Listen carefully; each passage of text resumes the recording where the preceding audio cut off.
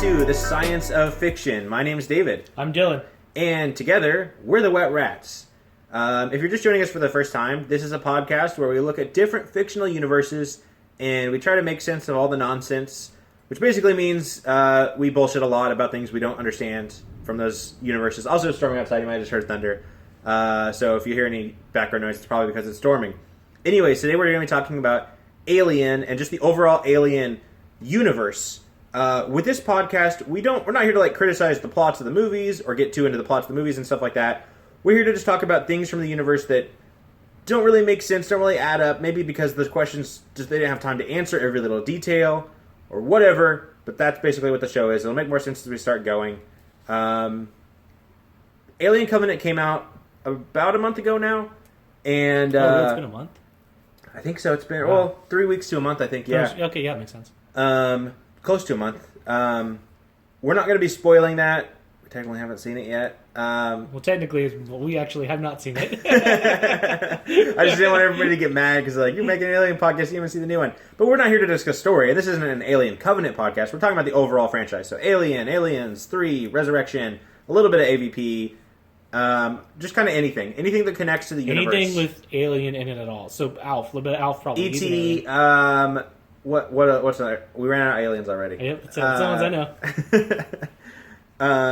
The Cloverfield monster, I think, was an alien. Or no, he was asleep in the ocean. We're going to talk about this a little bit, but what if Alf is a facehugger who impregnated an aardvark or something? Oh, yeah. We'll get into that. Yeah, we'll have to come back. We'll come back to that one. So since this is about Alien, the big thing we're going to talk about, I think... I was saying, we're not going to spoil Alien Covenant, but we're pretty much going to spoil everything else other than that. So if you haven't seen the Alien movies, just be warned, there might be spoilers. Again, we're not really here to talk about stories or plots, but if a plot point is important to what we're talking about, we will straight up spoil it. Like spoilers, in AVP, whoever wins, we lose. That's true. So I'm going to spoil that for you. Which is my favorite movie tagline. Even though I have actually never seen AVP, I reference that tagline all the time because it's fucking funny. It's really good. Anyways, so since this is Alien, we're talking about the franchise, let's talk about the Alien. The first thing I want to get into is, I guess let's start with how do the aliens come about?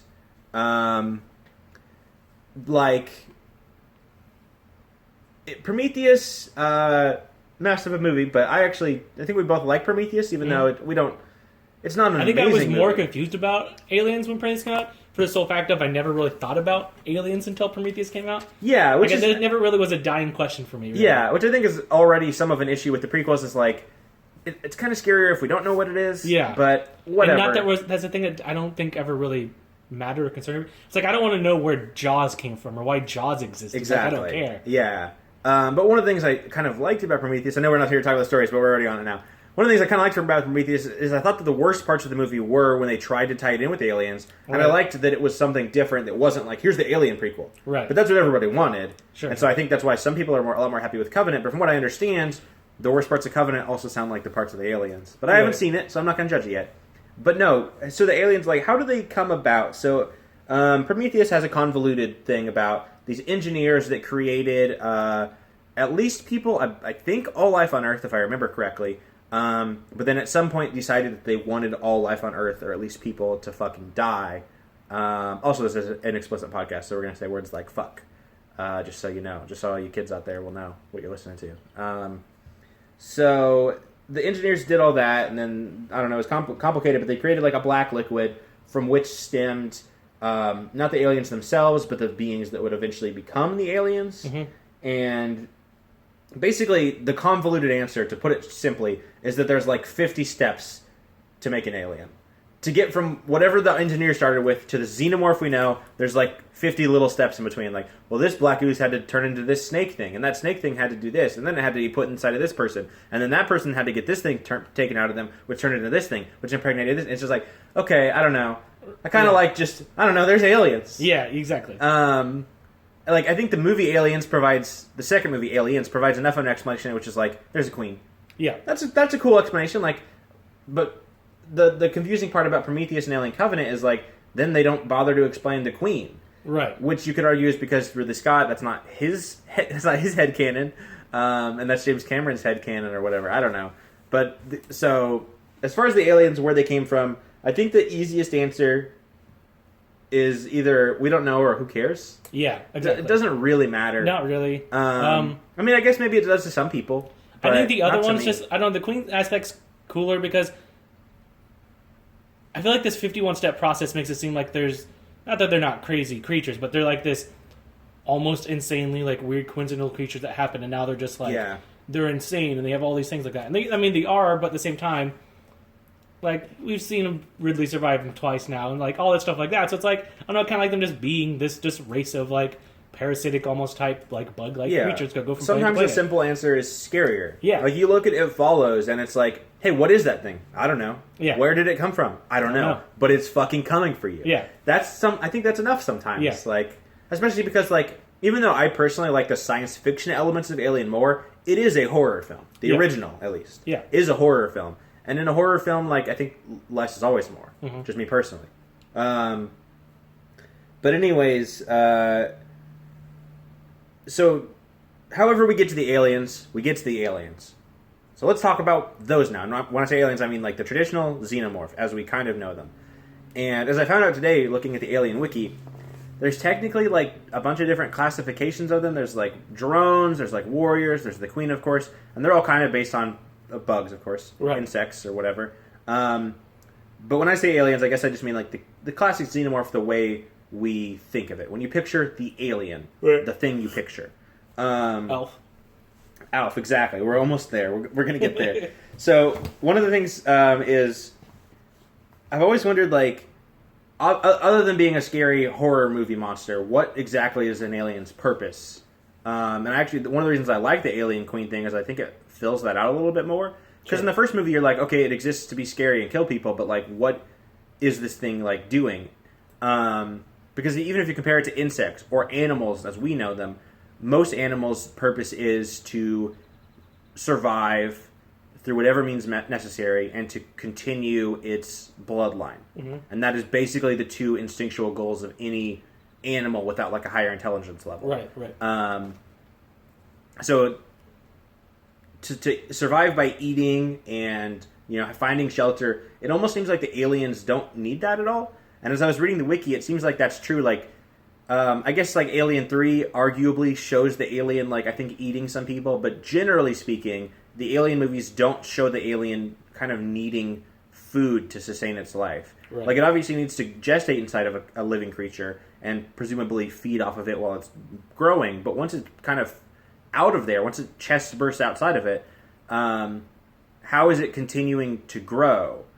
In the original movie, until it's full grown, it doesn't eat any of the people. They all survive until it's full grown. It doesn't eat the cat. Maybe it gets into like their pantry and eats a bunch of Cheez-Its or something. I don't know. It's like some gremlin bullshit. But it seems to just kind of grow from that small wormy form that bursts out of Kane into the big Chad as we know it.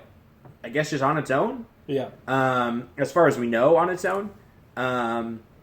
So I mean, I guess the takeaway, and I saw this, a lot of people kind of saying the same thing, is maybe they don't need to feed at least the way that we think of feeding. Right. I don't know, maybe I saw a weird fan theory about maybe its blood sustains it, or I don't know, maybe it takes sustenance from the air around it. Maybe it has a short lifespan, like its goal is to get as many things as it can, it does it, and then it dies. That could be, yeah. I mean, they are kind of based off bugs, so maybe it is similar to that, although bugs generally do need to eat, as far as I know. I don't know a ton about insects. But anyways, so it seems like then its big goal isn't to survive through eating, it is to make more. Mm-hmm. So, obviously, the best way to make more...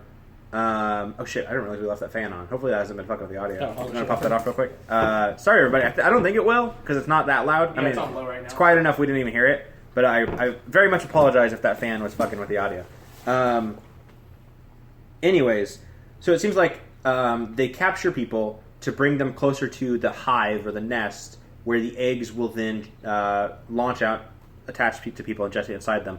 And this is further evidenced by a deleted scene that is in the director's cut of the original Alien, where we find the alien's quote-unquote lair, temporary nest, where it has captured all or at least most of the crew members and has brought them there presumably to be hosted in. But since it's not a queen and can't lay the eggs, it doesn't really have anything to do. But its instincts tell it that that's what it's supposed to do. So at least that's what you could assume. Based on the fact that the new movies don't have a queen, I don't know what Ridley Scott's headcanon would be for that scene now. Mm-hmm. Like, why would aliens capture people? Because they don't make the eggs, as far as we know. Right. So I don't know how Ridley Scott would excuse that. I would be curious, actually, to know that. Maybe that's explained in Alien Covenant. I honestly don't know. Yeah.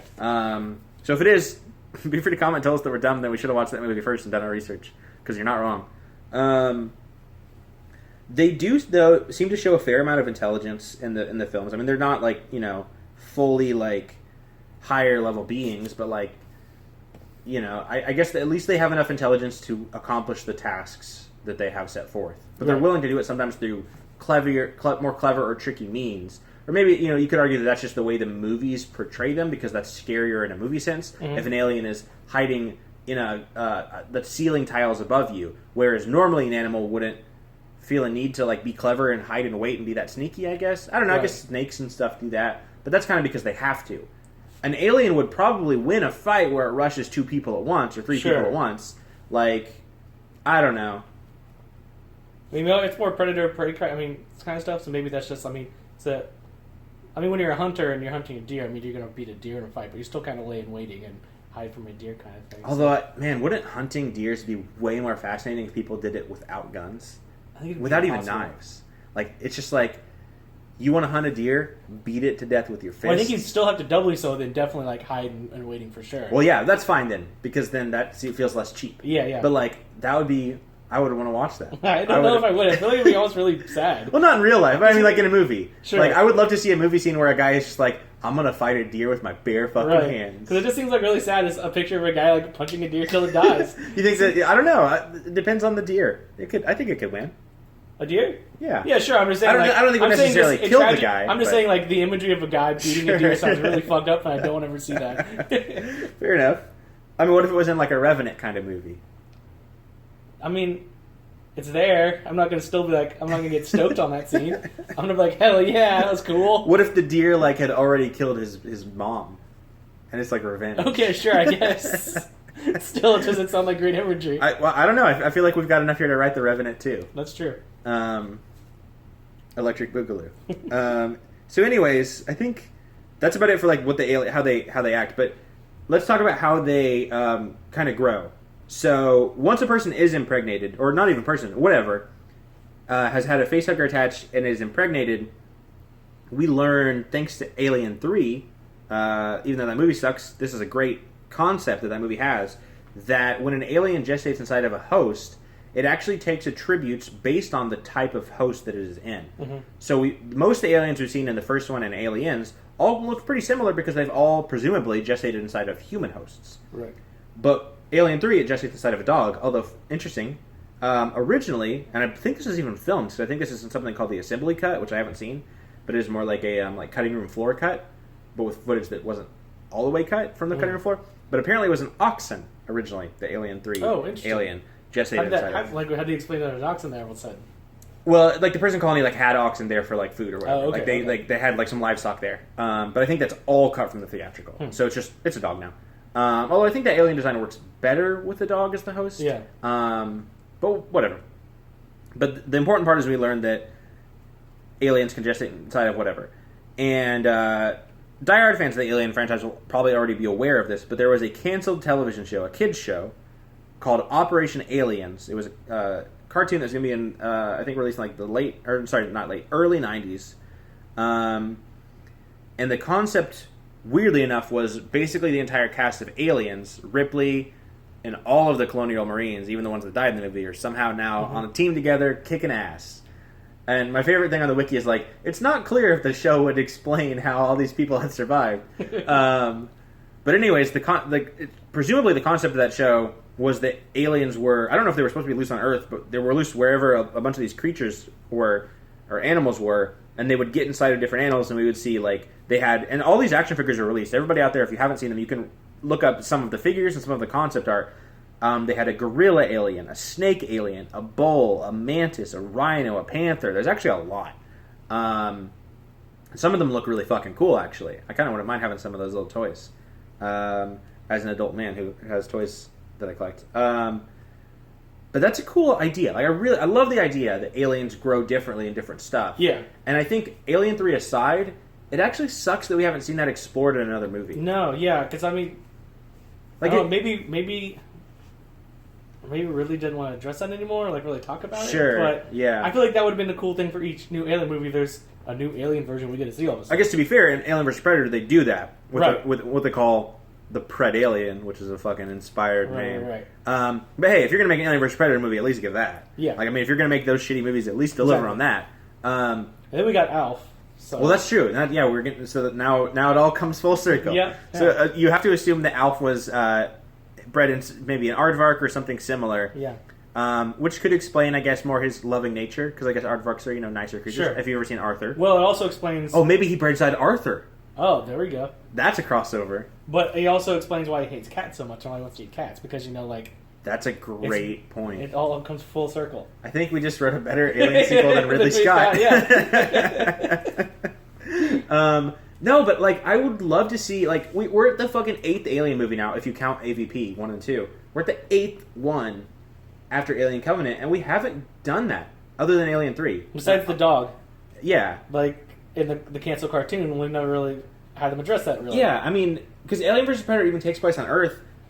Let's have an Alien movie that takes place on Earth, and we don't even need all the old canon. That's one of the weird things is they keep trying to connect all these movies, and we'll get into the Weyland-Yutani thing in a minute. I'm sure people know what we might be talking about with that, with all the Bishop stuff. But they keep trying to connect all these storylines. Let's just have I'm not somebody who says, let's keep making sequels, let's reboot. I'd rather have a new franchise. Mm-hmm. But if we're going to make another Alien movie, if we have to, because we do, because it's Hollywood, we have to make another Alien movie. Let's throw away the rest. They can exist in the vacuum that they are. That's fine. Let's have a new Alien movie where an alien, or even a group of aliens, crash lands on Earth. It's a ship or whatever. And they just gestate. They crash land in a zoo. Oh, that would be good. And that would be really, they really just... good. All the animals of the zoo, we get aliens based off all of them. Obviously, the tone of this one needs to be way sillier. I'm thinking more of a Predator 1 tone. Well, I think it's here, I'll agree with this. It's kind of like Gremlins 2. Yeah. It's kind of like it is a lot. 2. That is a lot like Gremlins 2. So with this one, we're not trying to do the horror, scary, You're right. tension sci-fi that the first ones were. But hey, we have those movies. Yeah. The sequels are silly anyways. If we're going to go sequel, let's lean in. Yeah. Let's have a movie where aliens crash in a zoo, take over all the... I want to see a giraffe alien. Yeah. I want to see an iguana alien. A hippo alien. Oh, yeah. You can even just picture a facehugger on a hippo. I just want to see a shot of that. I mean, sure, it's going to be fucked up. We just kill a bunch of animals. But at the same time, we got a bunch of dope fucking animals. Exactly. And you can even make it into a rights movie where see, you shouldn't have had all these animals in captivity because look what'll happen. Exactly. You can even have a little Harambe shout out. Yeah, we'll have an alien gorilla that's just holding a baby the whole time. No one wants to mess with it just in case. Oh, man. Zirambe. Oh, boy. That's the title. Okay, so we did that. Weird note, just weird side note. Apparently the dog alien in Alien 3 is called the Dragon. Oh, weird. On the wiki, that's what it was called, and apparently, that's... I don't know if in the script, but, colloquially, that's what it's apparently referred to as. So, I don't know why. I don't either. Maybe there's a third cut. But, so, yeah, I mentioned a minute ago we were going to get into the Weyland-Yutani thing. So, let's start, I guess, with Bishop. This is confusing, and again, I guess we're past spoilers or whatever, but in Aliens, we have the Robar, the android, Bishop. Very simple. It's just he looks like that. He's an android. But then Alien 3 introduces this guy. I can't remember his name. Rick Bishop or something. I don't know. And he is apparently the guy who created the Bishop line of androids, and he based them off of himself. Because I guess that's what you do. I mean, Star Trek did that as well. But so he does work for the company. Well, here's another confusing thing, too, because the company wants to capture aliens. So presumably, if this guy is the guy who invented Bishop and he wants to capture aliens, then he would have programmed Bishop to do the same thing. But in Aliens, Bishop helps them, despite you assume he would have been programmed to not do that and to prioritize the aliens. But he even risks his life. Not that his life is important, he's an android, he doesn't care. But he goes out of his way to help them escape. and not capture an alien. So is it supposed to be saying the aliens do have more sentience, like more, like they have emotions? Because Ash in the first one didn't. It seemed like he was hard programmed, capture an alien at any cost, crew expendable.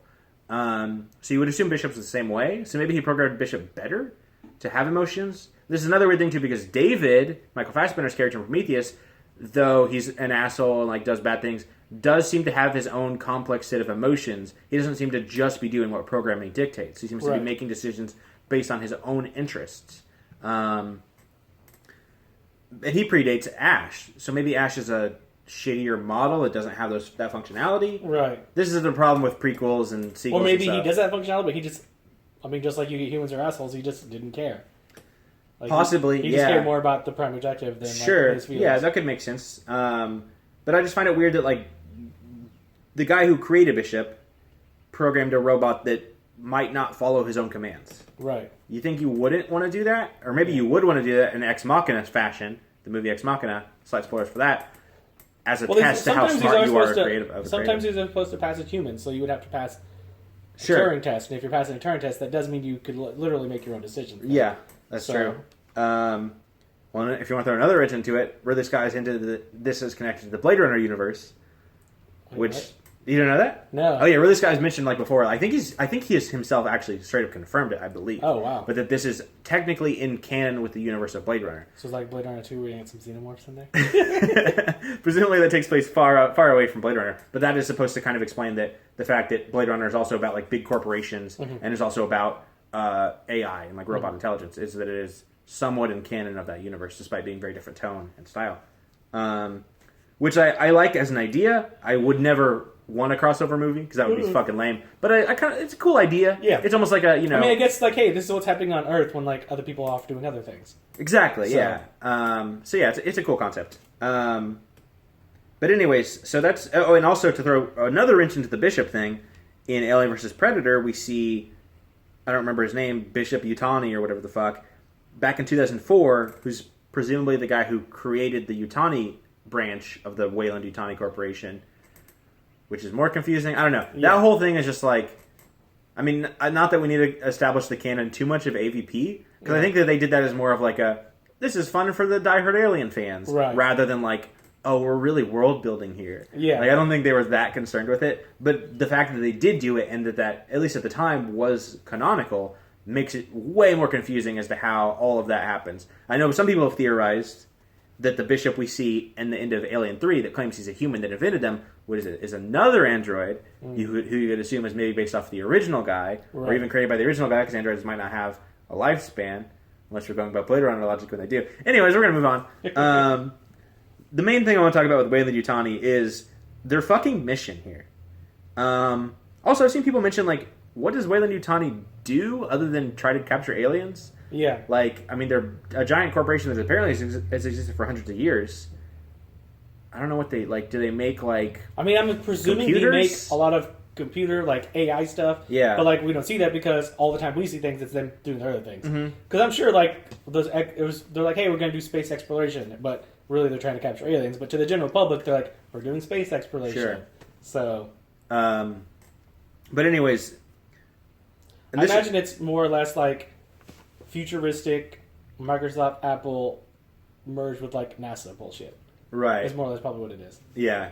And I mean, this is a big thing of, like, the 80s, too, especially of, like, the evil corporation. Because that's that. Like, RoboCop is obviously huge about that. I mean, a lot of 80s, especially science fiction movies, are all about, like, the big bad corporation. Right. But speaking of that, Weyland-Yutani's main goal, and actually, really, in the Alien franchise, only goal, seems to be to capture an alien or a large amount of aliens. Alien 3 says specifically that they want to use them as biological weapons, which was already very much insinuated in the previous movies. But Alien 3 straight up is like, no, biological weapons. But why? What if... That's like the worst idea I've ever heard in my life. Just a cover-up and, like, they have just, like, a really specific fetish. Ooh. He's just got to get that one. Like, I mean, H.R. Geiger did design all of the original Alien stuff off of very phallic imagery. Yes. And the idea of, like, rape and pregnation. So you could assume that it is kind of a fetish for some people. Some people like weird stuff, and Yeah. I'm not here to judge. I'm also not here to promote that No. because I'm not into that. I mean, But think about hey, it. Like, if that's what you're if into, you're like, if you're really into the dominatrix kind of thingy, and you're a sub, I mean, what's better? I mean, it even looks like black leather, yeah. and it's all about that Sure. domination and control. Well, and I mean, people also love. I mean, there's stuff like furries, but there's also like scalies and stuff like that. Like more animalistic stuff, and even some people like things that are aggressive. People like towards you. expansion stuff, so I'm sure there's people who like also chest popping stuff. Maybe they're like into that. Sure, yeah, because I Maybe mean, that. like the idea of like girls like swelling up, like balloon insertion stuff. Or there's like, pregnant fetishes, and you're kind of pregnant with the alien inside you. Yeah, very So- true. And I mean, just the idea too of like, I mean, people like extreme. What's that? I don't know what's called. Like the extreme like face fucking gross stuff that people like. That's like the face hugger. Yeah, that's true. Yeah. True. So that's probably more. So, yeah, that's probably more, that makes more sense than what the actual goal is. It That's true. That's a better answer. really is. So if you're into any of that stuff, let us know, and we'll definitely talk about it. Thanks for listening to our podcast. I hope you guys like everything we talked about with that. No, but seriously, it's hard to imagine what their end game is, because let's just say I work at Weyland-Yutani, and I think that thing is dangerous. That could be a weapon. I want to use weapons to make money. I'm going to capture that queen or whatever, and I'm going to send it down to a planet that I want to clear out. That planet is, I could sell it to people. I could sell the whole planet to somebody. Mm-hmm. I'm going to send an alien queen down there. Wait 5 years, if it even takes that long. The alien queen will lay its eggs. Those eggs will find hosts, grow inside those hosts, make new alien drones and warriors, which will bring people back to the nest, and rinse, wash, repeat. Eventually, the planet, presumably, if it cannot fend back, will be taken over by the alien menace. Although another weird thing is, like, you would think they might be able to fight back because, like, I mean, Ripley is like one person, and only with a little bit of help she kills the queen and a bunch of their eggs. Yeah. Almost on her own. Right. I just still think if you had an entire planet, that would be way harder to do that. Yeah. Because they're sneaky. They're very, very sneaky. I feel like you would. Sure. They would be like hiding in the thing everywhere, and just because we've definitely shown that one alien can take out several people, no problem. It depends on, I guess, the kind of planet. Like, I mean, if it's a planet with, a bunch of like deer, then yeah, no problem. Yeah. If it's a planet with like people, like, because this is, presumably set in a massive, expansive universe where there might be another planet with intelligent life. I mean, let's say that it happened on Earth. Not that they would send it on Earth, but if there's a planet similar to Earth with the same kind of race or higher intelligent people, if we found out like, hey, Australia, it's gone. Everybody there's dead. Yeah. And there's aliens there. Okay, cool. Well, nobody's there alive, so we're nuking fucking Australia. Right. It's right. gone. You could argue that most planets probably haven't developed nukes, so that's fair. But I don't know. I don't know if it's a foul-proof plan. Like, I think that Right. there could be some wrenches in that plan. There's a lot of wrenches, but just on the level of, I don't know if every single planet could be taken over that way. Probably Right. most of them. Probably almost all of them. But I imagine that there's a couple that would be able to fight back successfully. Sure. But let's say that they don't. Well, it's also shown how like tricky they are too. Like, oh, we thought we blew up all the aliens. Sure. There's that one more pesky alien got Yeah, away. It's yeah. always one of those bullshits. And obviously that's always like a shitty plot device, but you have to accept that as canon. That is how the aliens Speaking work. of, so this interesting question. We talked about like them taking over things. Uh-huh. So they're on Australia. Australia's like kind of like that. Well, if they take over like a seal or a bird or something, can they now just swim in the water or fly all of a sudden? Shit, like we That's a never seen good them point. that. And another good point for our movie, where an aliens take over the zoo / SeaWorld. Yes. Because they're built, in this universe, they're the same thing. Oh man, a whale alien! Oh god, A that'd be whale-alien. so cool. A whale-alien. Oh man, okay, Hollywood, please, after Please hearing make that. this movie. Holy shit, I want to see that movie so bad. Here's the thing, is like, again, we know it would be a fucking shitty movie, but if we lean into that enough, Yeah. like, that's all we need to do. Yeah. We'll make it the shittiest movie we've ever made, but in the funnest fucking Exactly. way. It'll basically be a parody of Alien, Yeah, but self-aware enough. but also pretty badass. Oh yeah, I mean, it'll be fucking awesome. Yeah. It'll be like, almost like a face-off level of like, hey, this is dumb as fuck, but you love it. Or Yeah. almost like Fast and Furious, where it's like, hey, this is Sure. stupid, but you are into it. Yeah, You yeah, know yeah. it. Don't Yeah. even pretend you're not into this fucking movie. Oh, I'm really excited to make that movie now. Anyways, but let's assume that like the people on this planet, or whoever on this planet, is not able to fight back, and the planet is overwhelmed by the alien threat. Mhm. Great, you took over the planet. Congratulations. Except now there's a bunch of aliens on the planet that you can't easily kill. Right. You can make the argument, well, that's fine. Now that the planet's been taken over, that they can just nuke it and get rid of all the aliens. But couldn't they have just nuked it just before? in the first place. So you would assume that they want the aliens to be able to take off the planet without destroying all the resources. Planet, you've just ruined that entire planet. Exactly. That's the the thing. planet's Like, inhabitable. you would assume you would want the aliens to be able to preserve the resources. The aliens aren't going to eat the grass or trees or whatever. They don't care about that. They're not going to fuck with that. Yep. That's not their goal. So you would assume you would want it to be able to take it over more quickly, safely, and securely for the planet, not for whatever's living there. But then how are you going to clear it out from all the aliens and sell it to the next person who wants to buy it? This is like...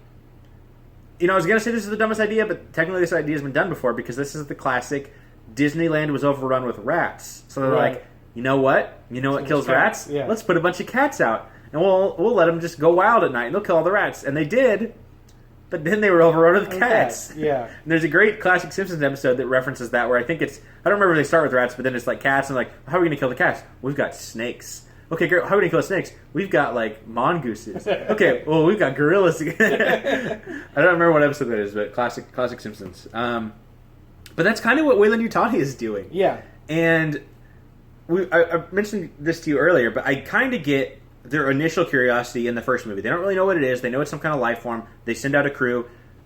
Less to capture it, more to kind of, I think, figure out what it is. They obviously want to capture it as well, but I don't know if at that point they're like, this is our next big weapon. I think it's more just like, this is an expendable cheap crew. We'll send this out as an investigation thing. We'll capture an alien. We'll see what it is. They don't capture it successfully, but they're like, okay, well, that didn't go well, but we'll send a colony out there and we'll see what happens. It's a few hundred people. We don't care about their lives. We're a big corporation that presumably runs like multiple planets at this point. So who cares? But then after the events of Aliens, when they send in a bunch of like, I assume, I mean, to be fair, the soldiers in that movie kind of suck, but you assume that in that universe they're some of the best, or they wouldn't have sent them. So this universe must just have shitty soldiers. But they sent like all these powerful people out there that fucking totally failed the objective. That was a clear test that this isn't going to work. But then in Alien 3, they're like, no, we're still trying. And in Alien Resurrection, they're trying to the point where they're cloning people and bringing them back to life from the dead for the sake of resurrecting aliens. It's just like, hey guys, give up. Yeah. You don't have this one. No. You've already proven that you can't capture one, let alone what are you doing to have a whole planet of them? Like, what's the point? Yeah, they keep trying. And if you even want to go even further, like if you counted some of the, I don't know, like books or Alien vs. Predator or like Alien Isolation, the video game, like if you count all that in canon, it's even more crazy. It's just like, guys, give up. Yeah. Like, there's so many other things you could be pursuing that are probably, like, build a big planet nuke. Build a Death Star or something. If you want to take over, destroy planets, like, why are you focusing on the shittiest thing to focus on? Yeah. Doesn't make any sense. Yeah, I don't know. But I think that's about all we have. So if anybody out there has better answers than we do, which isn't very hard, then be sure to let us know. You can comment on this YouTube video if you're watching there. If you're listening on iTunes, or on YouTube, then you can send us an email at tsofpodcast@gmail.com. Again, that's tsofpodcast@gmail.com. Stands for the Science of Fiction Podcast, which is what we're called, if you didn't know. But let us know. Like, I'm curious if you do have, like... Because this is one of those franchises that, again, it's 8 movies deep, and we haven't seen all of them, also. So we're definitely the best people to be making this podcast. But, like, there are probably people out there that might be even bigger diehard fans than we are that have seen all the movies and know, like, super details. So let us know all the things that we got blatantly wrong, or let us know anything else. And I just realized the problem, Dylan. We didn't pick the topic for next week. Oh, no, I know that. I just really saw we started like, boy, this is going to be like the third or fourth time in a row. Yep, which is what we're supposed to always do because we always let people know what our next week's podcast is so that you can email us in your questions. So this will definitely not be the fourth time we picked it literally on the spot right here. Yeah. Do you have the list? Yeah, I have the list. So we'll edit all this out. Yeah, we'll edit this out. So we decided well before recording this, and there definitely wasn't an awkward pause there, and there definitely wasn't all of that. Because of course what we're doing next time is the Marvel Cinematic Universe.